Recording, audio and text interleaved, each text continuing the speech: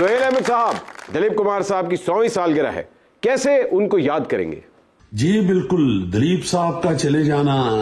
اس جہان سے ایک جہان کا چلے جانا ہے، اس میں کوئی شک نہیں کہ وہ پرفارمنگ آرٹ کا ایک جہان تھے۔ اور آپ یہ دیکھیے کہ چوتھی نسل چل رہی ہے جو ان کی فالوور ہے، بڑی ثقافت میں گندی ہوئی شخصیت تھے، چونکہ اسی طرز زندگی کے ساتھ وہ آخری عمر تک جڑے رہے جو انہوں نے پشاور میں گزاری ہوئی تھی، جو ان کا بچپن تھا، جو انہوں نے جو جیسے اپنے بزرگوں کو دیکھا ہوا تھا، وہ ایک صدی کے بعد بھی انہی روایات کو پکڑ کے بیٹھے ہوئے تھے۔ سہیل بھائی، آپ کا ڈرامہ تھا کاجل گھر، جس میں آپ نے نابینا کا کردار ادا کیا تھا۔ دلیپ کمار صاحب نے وہ دیکھا بھی تھا، بڑے اعزاز کی بات ہے کہ انہوں نے آپ کا یہ ڈرامہ دیکھا اور انہوں نے آپ کی اس ڈرامے کی تعریف بھی کی تھی، ذرا شیئر تو کریں۔ اس کاجل گھر کا جو ذکر انہوں نے کیا اور تعریف کی،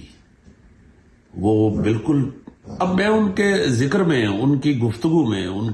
کو یاد کرتے ہوئے میں بڑا نہیں ہو سکتا،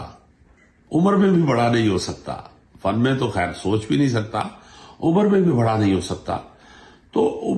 پھر بچے کی ہی مثال دوں گا۔ ان کا وہ تعریف کرنا بالکل ایسی تھا کہ ایک چھوٹا سا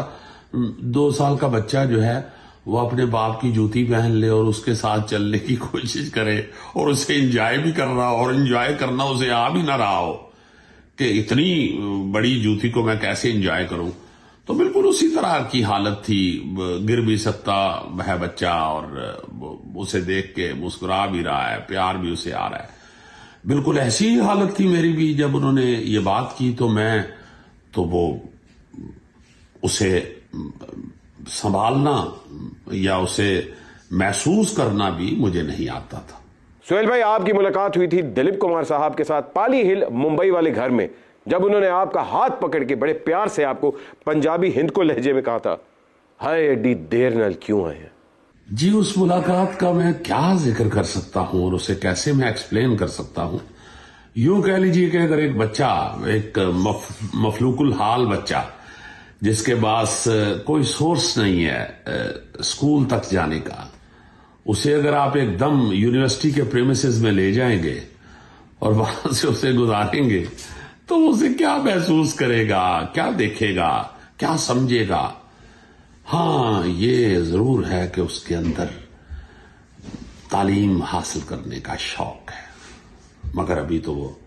نرسری میں بھی داخل نہیں ہوا، تو اسے یونیورسٹی کیا محسوس ہوگی، سوائے اس کے کہ وہ پھٹی ہوئی نظروں سے اسے دیکھتا رہے۔ تو بالکل ایسی ہی حالت تھی دلیپ صاحب سے ملاقات کی۔ طاہر سرور میر صاحب اور ہمارے بڑے پیارے گلوکار جناب رفاقت علی خان صاحب میرے ساتھ تھے، اور ہم تینوں کا یہی حال تھا۔ ہم تو کبھی صوفے پہ چڑھ کے بیٹھ رہے تھے، کبھی نیچے اتر رہے تھے، ان کے پاؤں میں بیٹھ رہے تھے، کبھی کچھ۔ تو انہوں نے ہاتھ میرا پکڑا جاتے ہی اور بڑے پیار سے مسکرا کے کہا، یہ فکرہ جو آپ فرما رہے ہیں کہ اتنی دیر نہ لائیں۔ اب مجھے یہ سمجھ نہیں آیا، اسی بچے کی طرح جو کوئی یونیورسٹی کو محسوس نہیں کر سکتا، کہ وہ کیا ہے۔